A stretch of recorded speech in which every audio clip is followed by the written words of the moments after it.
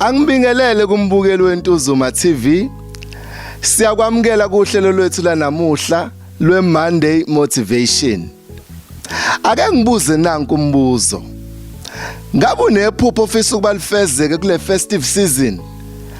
Ake sibuke ezwini lenkosi sibone ukuthi yini esingayifunda engasisiza ukuba amaphupho ethu afezeke.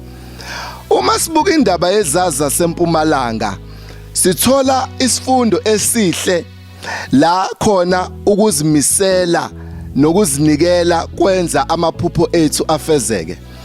Uma izazi zaseMpumalanga zisuka ezweni lakubo zilibangise eJerusalem, sibona ukuthi indlela yazo ayizange ibe lula, kodwa zaphikelela laze lafezeka icebo lazo lokuba zimbone umntwana owayezelwe inkosi eyayizobusa umhlaba wonke, inkosi uKristu Jesu. Khona ke endleleni yazo sibona kuvela uHerodi owayehlose ukuba loyo mntwana loyo izazi zayifuna ukumbona afe angabe saphumelela. Kodwa lokho akuzange kuyidike balise izazi, akuzange futhi kuze kuyiqede amandla.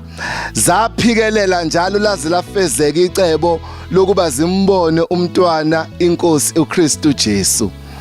Ngizothi kuwe namuhla kumsomluko ekseni, iphupho lakho uyalazi, bambelela kulo, phekelela, ungaphela amandla, ungabi novalo, kodwa bese uyayimisela. Kunamaphuzu ke awu5 engifisa ukuba ungibambele wona uwasebenzise ukuze icebo lakho liphumelele kule festive season. Ngizoqala ke ku number 1. Ensure that your goals are realistic and are achievable. You should be clear about the goals you want to achieve.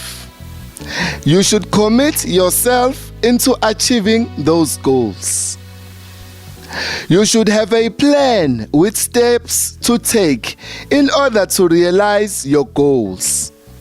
You should create time to pray for your goals. Ziphe isikhathi sokukhulekela amaphupho akho.